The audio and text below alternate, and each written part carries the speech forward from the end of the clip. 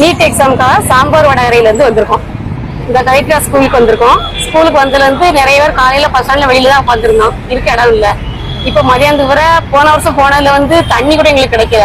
வெளியில தான் வெயிலே நின்றுட்டு இருந்தோம் பசங்க எல்லாரும் வச்சுட்டு. ஆனா இந்த தடவை வந்ததுல இருந்து உள்ள என்ட்ரன்ஸ்ல வந்த உடனே தண்ணி ஃப்ரீயா கொடுத்தாங்க, டீ கிடைச்சது. நிறைய பேரண்ட் வந்து வெயில்ல இல்ல, இந்த வெயில் அடிக்க வெயிலுக்கு சர்ச் நல்லா திறந்துட்டு நிறைய பேரண்ட் வந்து பெற்றோர்கள் இருக்கிறதுக்கு நல்ல வசதி செஞ்சு கொடுத்துருக்காங்க. டீ முதல்ல பாத்ரூம், ரெஸ்ட் ரூம் எல்லா வசதியும், தண்ணி முதற்கொண்டு எல்லா வசதியும் செஞ்சு கொடுக்குறாங்க.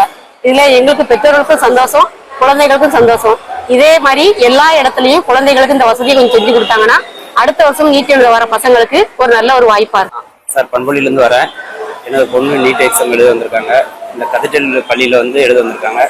ஆனா எல்லா கல்லூரியை விட இந்த கதிட்டல் பள்ளியில சர்ச்சையும் திறந்து போட்டு, ஃபேன் போட்டு, ரெஸ்ட் ரூம் கொடுத்து, தண்ணி வசதி கொடுத்து, அதாவது இந்த சர்ச்சுக்கு அவங்களுக்கும் கர்த்தருக்கும் தான் நன்றி சொல்ல வேண்டிய அளவுக்கு இருக்கு.